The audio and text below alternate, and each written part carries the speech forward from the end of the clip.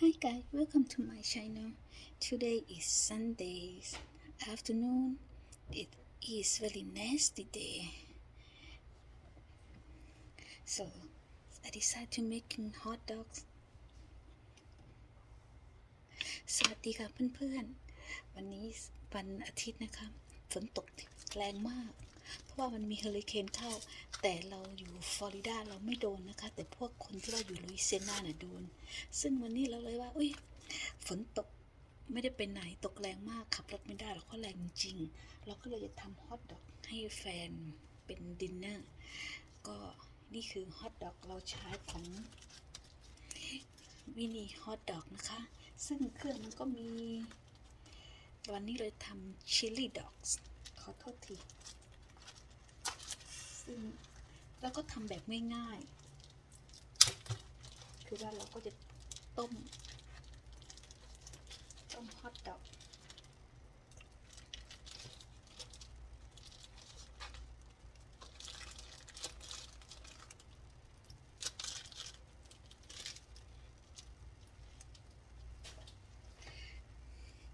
แล้วเราก็มีชิลลี่ด็อกส์อันนี้คือชิลลี่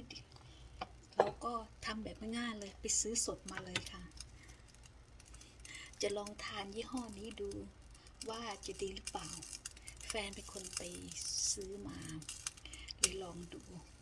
ปกติที่จริงฮอทดอกของเราจะมีชีสด้วยนะคะแต่วันนี้คือว่าเราไม่ได้เพอร์แพร์อะไรไว้เลย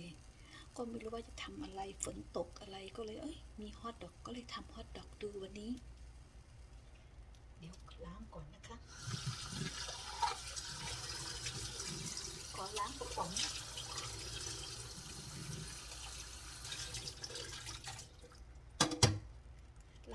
เสร็จแล้วค่อยเอาทิ้งซึ่งส่วนผสมของเราก็จะมีหอมหัวใหญ่ค่ะเรามาหั่นหอมหัวใหญ่กัน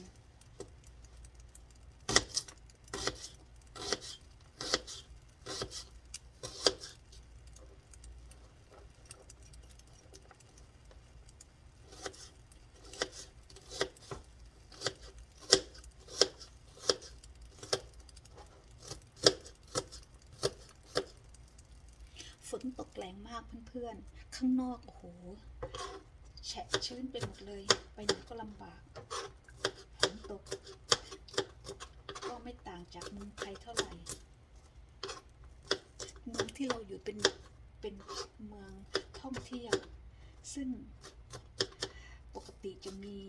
ถ้าเฮอริเคนมานี่ก็น่ากลัวเหมือนกันนะเราอยู่ที่นี่เราอยู่ที่เมืองนี้เราโดนเฮอริเคนฮิตเมืองนี้จริงๆประมาณ 4-5 ครั้งแล้วค่ะ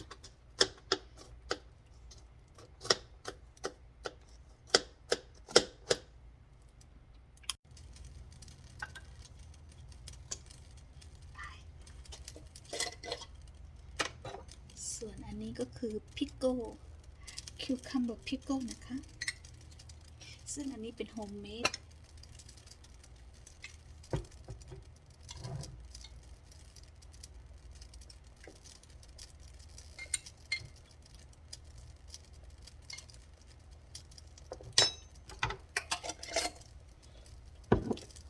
ซึ่งเราจะใช้โรยฮอทดอกกันค่ะ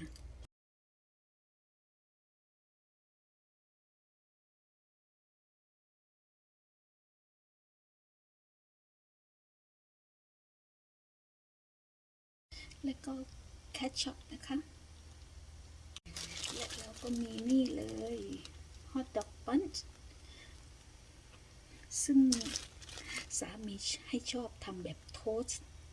ใส่โทสเตอร์แต่เราชอบแบบนุ่มๆมาค่ะเพื่อนๆเสร็จแล้วค่ะ